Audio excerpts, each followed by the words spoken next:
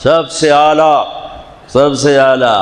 پھر میرے نبی نے فرمایا انا خیرکم ابا و نفسا، مجھ سے اعلی نسب حسب خاندان کوئی نہیں۔ 400 سال آگے کی سنو، موجود 400 سال آگے، نسل 400 سال آگے جا چکی ہوں۔ بنو عباس کا دور ہے، 300 سال 400، ہاں 400 سال، جو کہ ابن جوزی نے واقعہ لکھا ہے، وہ 5ویں صدی کے عالم ہیں۔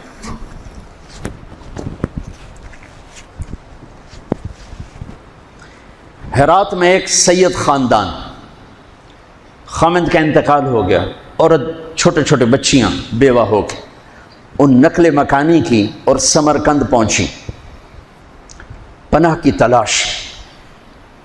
وہاں پتہ کیا کوئی سخی، تو انہوں نے کہا یہاں 2 بڑے لوگ ہیں، ایک جو حاکم سمرقند ہے، مسلمان ہے، اور ایک ایرانی ہے، آتش پرست، آگ کا پجاری، وہ بھی بڑا سخی ہے۔ تو ان کے جی میں ہے وہ تو غیر مذہب ہے، مجھے کیا پناہ دے گا؟ تو حاکم کے پاس گئیں کہ میں سید ہوں، آل رسول ہوں، لیکن میں مصیبت زدہ ہوں، میری مدد کر۔ اس نے پوچھا تیرے پاس کوئی پرچہ ہے؟ چونکہ اکثر سادات کے گھروں میں سارا وہ نسب نامہ لکھا ہوتا ہے، تیرے پاس کوئی پرچہ ہے؟ ان کو میں پردیسن، میرے پاس تو کچھ نہیں۔ وہ کہنے لگا کہ پھر یہاں تو ہر چوتھا آدمی کہتا ہے میں سید ہوں۔ تو وہ وہاں سے آئیں اور گئیں، پارسی کے دروازے پر دستک دی۔ وہ باہر نکلا کہ میں مسلمانوں کے نبی کی اولاد میں سے، اور میں مصیبت میں، میری مدد کرو، اور میری بچیاں فلاں سرائے میں ہیں۔ اس نے اپنی بیگم کو اس وقت ساتھ بھیجا، بچیوں کو لے کر آیا، ان کو گھر میں ٹھہرایا، کھانا کھلایا، آرام کے سلا دیا۔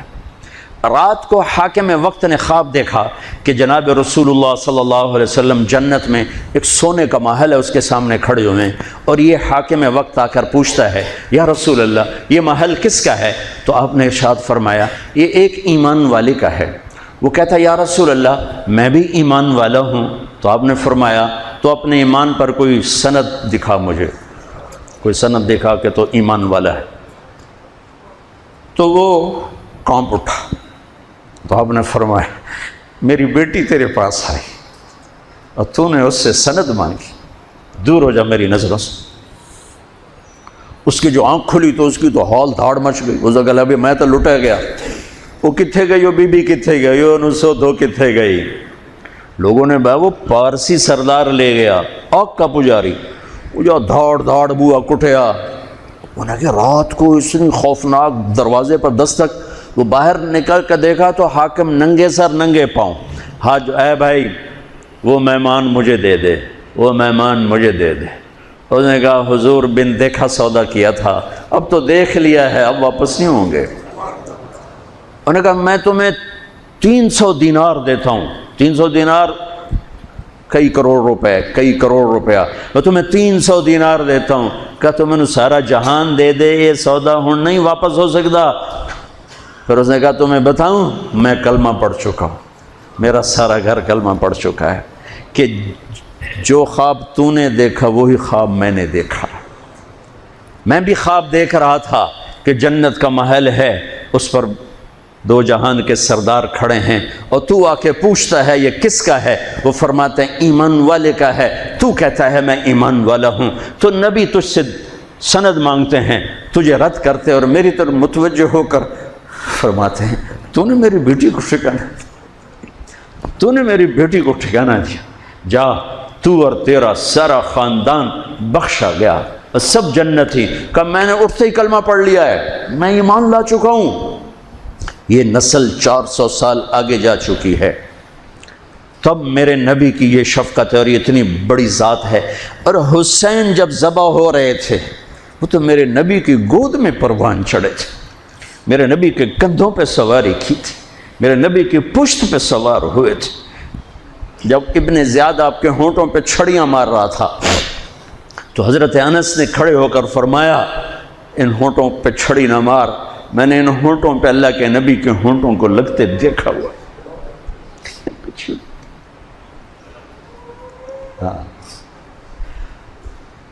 میرے فیصل آباد کا تاجر 100 روپے پہ بک جاتا ہے، فیصل آباد کا افسر چند ہزار چند کوڑیوں پہ بک جاتا ہے، یہ تو میرے نبی ہے، میری بہار حسن اور حسین. کس نے اس بہار کو لوٹا؟ امت نے. میری بہار ہیں حسن اور حسین، میری آنکھوں کی ٹھنڈک ہیں حسن اور حسین، میرے جگر کے ٹکڑے ہیں حسن اور حسین.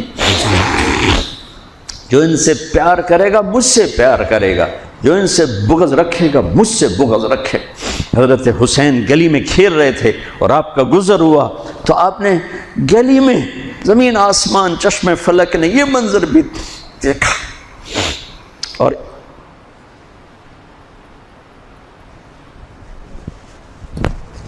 کہ دو جہان کے سردار بچے کے ساتھ کھیل رہے ہیں گلی کے اندر. پکڑو بھائی حسین کو پکڑو، ادھر سے ہو رہے ہیں. وہ بھاگ کے ادھر سے والسبی یلعب ہا ہونا و ہا ہونا، وہ اچھل کے ادھر ہو جاتے آپ آگے ہو جاتے، وہ اچھل کے ادھر ہوتے آپ آگے ہو جاتے. یہ گلی کے اندر یہ کھیل ہو رہا ہے. پھر آپ نے یوں پکڑا، وہ پکڑا گیا اور ان کا ماتھا چوما اور فرمایا حسین منی و انا منہ، حسین مجھ سے ہے میں اس سے ہوں. اللہ اس سے پیار کرے جو اس سے پیار کرے گا، اللہ اس سے بغض رکھے جو اس سے بغض رکھے گا. پھر چشم فلک نے دیکھا اسے حسین کی گردن کو کٹتے ہوئے، اس کے بچوں کو ذبح ہوتے ہوئے. ارے بھائیو، بچے کے آنسو ماں باپ کو جھوٹا بنا دیتے ہیں، دغا باز فراڈیا بنا دیتے ہیں. بچوں کے آنسو، اور صرف آنسو نہیں تھے، خون بہ رہا تھا. اس حسینی قافلے میں 17 اہل البیت شہید ہوئے، 17، جن میں سے ایک پوری کائنات سے زیادہ وزنی ہستی تھا. ایک ترازو میں ایک کو رکھو اور ساری کائنات کو دوسرے ترازو میں رکھو تو ان کا وزن زیادہ تھا. اور اس 72 تو جان نثار تھے. اہل البیت 17، 19، 22 تک کا عدد آتا ہے. اور اس اہل البیت کے قافلے میں سب سے خوبصورت تھے حضرت حسن کے بیٹے قاسم، سب سے خوبصورت.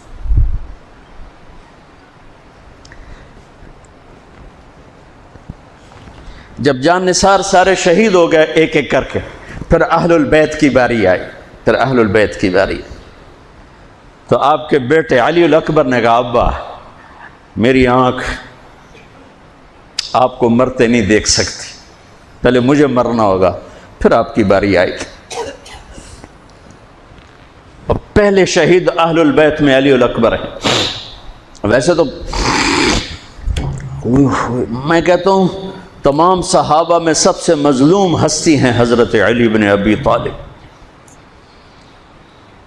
آپ تو صرف حسین عباس سنتے ہو نا، حسین عباس.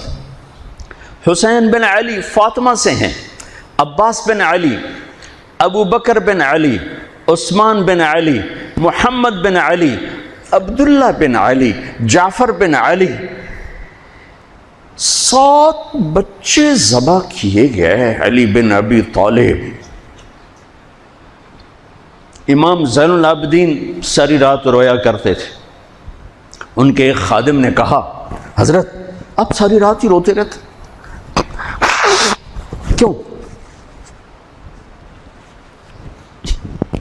تو پھر رونے لگے، کہنے لگے میرے دوست یعقوب علیہ السلام کا ایک فرزند گم ہوا تھا یوسف، وہ بھی پھر مل گیا تھا.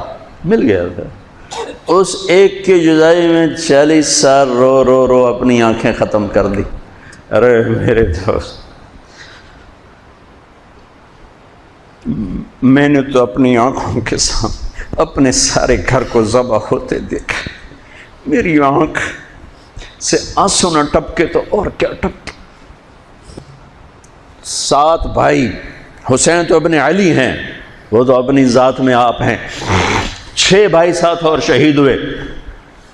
عباس کی شخصیت مشہور ہوئی کہ ان کے ہاتھ میں جھنڈا تھا اس لیے زیادہ مشہور ہو گئے. 6 ساتھ اور ہیں. پھر آپ کے بیٹے علی، آپ کے بیٹے عبداللہ بالکل معصوم تھے اور آپ تنہا رہ گئے تھے، سب شہید ہو چکے تھے. اور آپ بھی اگر وہ کوفی چاہتے تو بہت پہلے آپ کو شہید کر دیتے، لیکن وہ ہر کوئی اب تلوار مارنے سے ڈر رہا تھا، تو وقت پیچھے جا رہا تھا. تو 2 سال کے بچے معصوم عبداللہ بن حسین، آپ نے خود تمنا کی، یہ وہ خیمے سے کہیں باہر جھانکا تو آپ نے کہا اس کو میرے پاس بھیجو. ان کو خیال تھا کہ شاید یہ درندے بچے سے باز آ جائیں. کوئی امتحان تھا میرے نبی کے گھر کا، میرے نبی کی اولاد کا. مجھے تو ہمت نہیں ہوتی سارا قصہ سنانے کی. آنسو کیسے روکو، سینے کو پھٹنے سے کیسے روکو. لیکن ہم نے ربیع الاول آتا ہے، ہم ڈھول بجا کے پھر فارغ ہو جاتے ہیں کہ جیسے صرف میرے نبی 12 دن کے لیے تھے. اور محرم آتا ہے، ہم رو دھو کے پھر ایسے ہو جاتے ہیں جیسے بس حسین کی قربانی 10 دن کے لیے ہے. بھائیو، ہم نے رسم و رواج کو دین بنا دیا. میرے نبی پل پل کے لیے ہیں، لمحے لمحے کے لیے ہیں. میرا ہر لمحہ میرے نبی کی غلامی میں ہو تو میں نے ربیع الاول کو منایا ہے. میرے روئے میں اللہ کی محبت ہو کہ میرے بوٹی بوٹی اللہ اللہ پکارے تو تب میں نے محرم کو منایا ہے. نہ جھوٹ والا جھوٹ چھوڑتا ہے، نہ زانی زنا چھوڑتا ہے، نہ شرابی شراب چھوڑتا ہے، نہ ڈاکو ڈاکے چھوڑتا ہے، نہ رشوت لینے والا رشوت چھوڑتا ہے، نہ یہ بازاروں میں بیٹھے ہوئے ہیرا پھیری اور جھوٹ چھوڑتے ہیں.